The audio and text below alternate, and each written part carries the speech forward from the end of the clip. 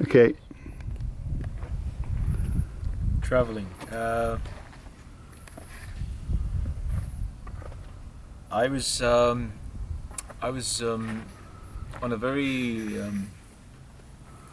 personal voyage that started inside me, and trying to find answers to questions that I do not have. I'm not questioning myself anything, and I'm trying to find an answer, which was quite a very strange way to start with the story. But I was checking the news, and I read what's happening in Mali and the war in Mali, and the fight happening in Timbuktu, and that really kind of, I felt so passionate all my life towards that part of the land. I was already into Ghanaian music from Morocco, Senegalese drumming, and my brother gave me a book of Ibn Battuta. It was written by an English bloke that lives down in Yemen. So I was like reading the book, already have the passion for the land, read the news, and I said, you know what, I'm going to Timbuktu. And I had a lovely evening where I was painting, and I went to sleep. And I had this dream where all I can see is a face of a very angelic, peaceful little girl.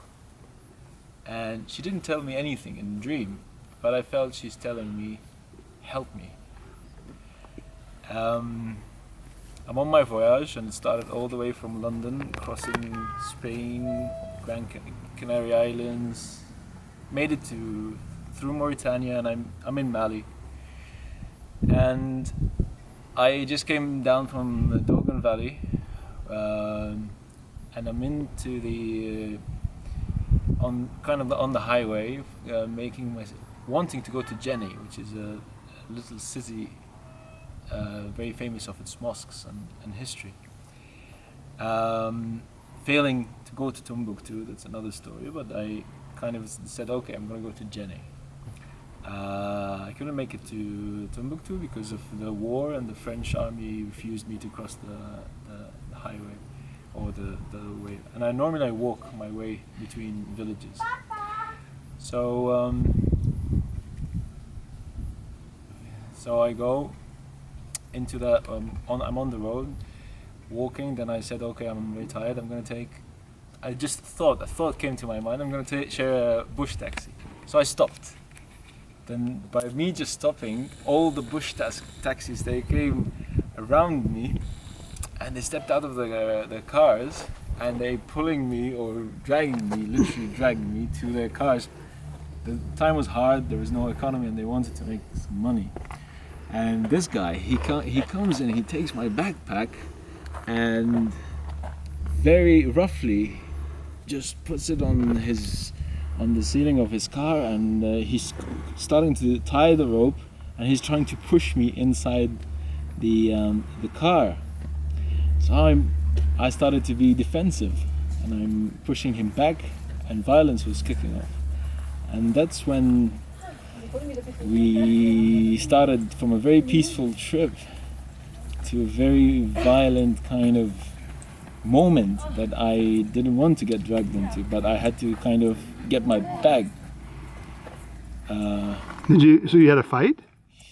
There was a push, and there was more. I wouldn't say we were beating each other, but there was obviously, he scratched me here because I was trying to get my bag, and he was, shouting in French. He was and I could feel his need of something.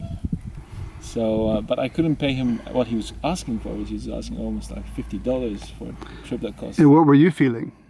I felt I just want my bag, and I will walk it, but I was so tired as well. Then with all the people surrounding me, I am the only foreigner there. So what was it like, just a second here, what was it like to be in the middle of Mali, African country, and you're like, this is the first time you've been there, right? Yeah. So what did it feel like? Tell me a little bit about Mali. Mali is, I would say, on this trip, because I was heading all the way down from Western Sahara, Mauritania, and So you had crossed the Sahara Desert. yeah, and especially the Mauritanian part, which go all the way to Mali, and that's nomads and staying with the Tuaregs for some time, making it to Adan, which is a very beautiful place in Mauritania. But the moment you enter Mali is when you start realizing, hello, this is Africa. Africa is starting, sub-Saharan Africa. There's something in the There's more the people. air. There's more people first. More life. Even the follow language, the sound of it. There's music in every corner, and that was wartime, which was a very hard time.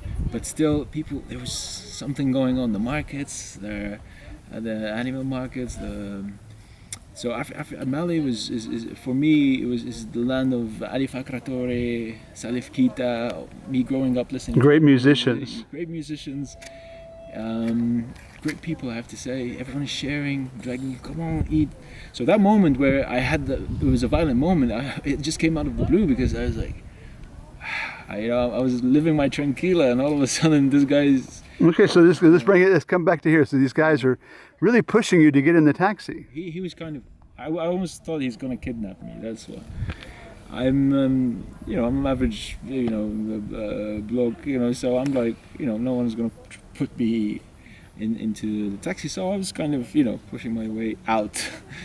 But so I'm all of a sudden someone's pulling me from my shirt, and I'm looking and say, wait.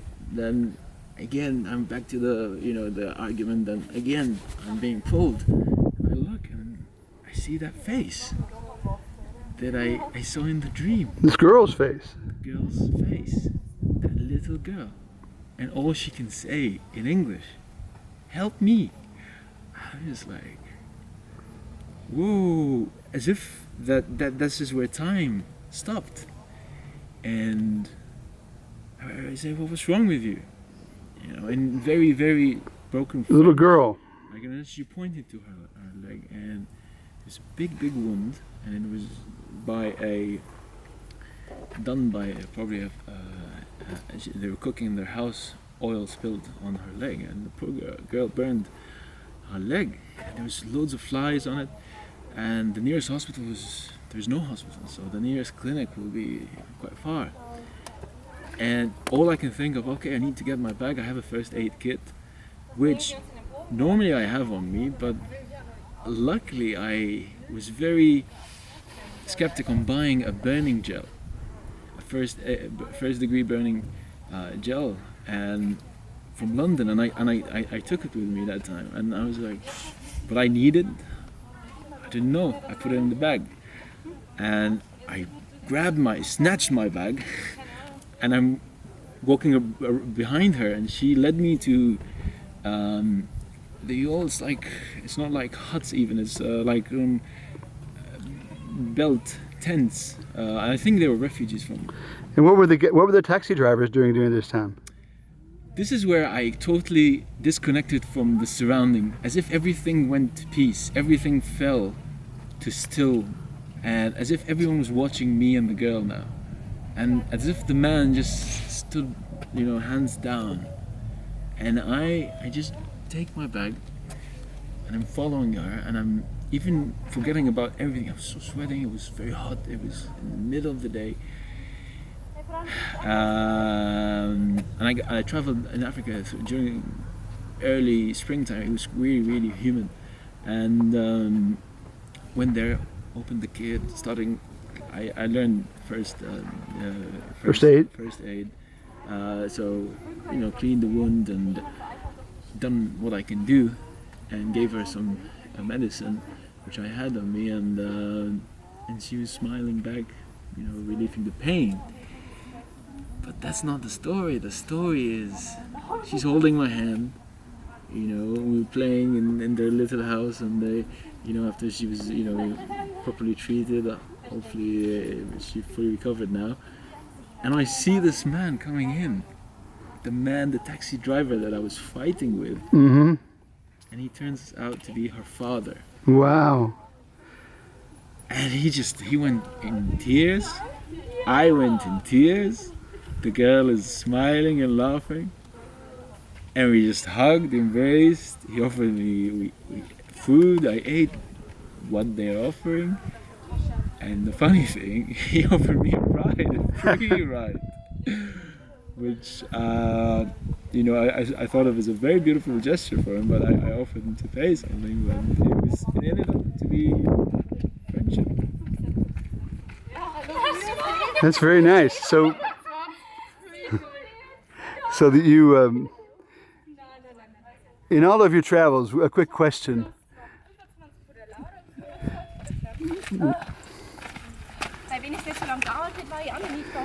In all of your travels, Marlboro Man,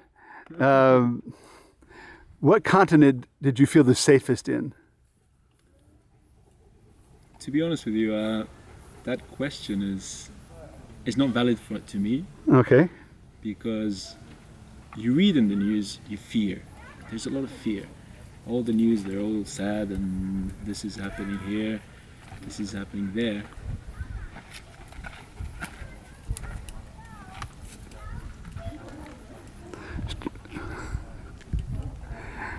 And the Okay, Starlo, you're reading the news. yeah. So that question, I don't think is valid really to me. At the beginning, it was, but when just a normal layman, you read the news, you see the sadness that's happening around the world, and we are only given the sad part.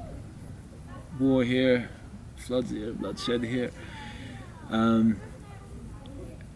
Me as an artist, if I may call myself an artist, I'm more of an expressionist. I feel I've learned through the trips and the traveling that I have to disconnect from what is being given and build my own wheel. And I just allow myself not to be afraid of anything. I'm not saying that's the right thing, but this is how it developed in me. And I started believing and loving humanity and humans. And wherever I was, South America, Central Asia,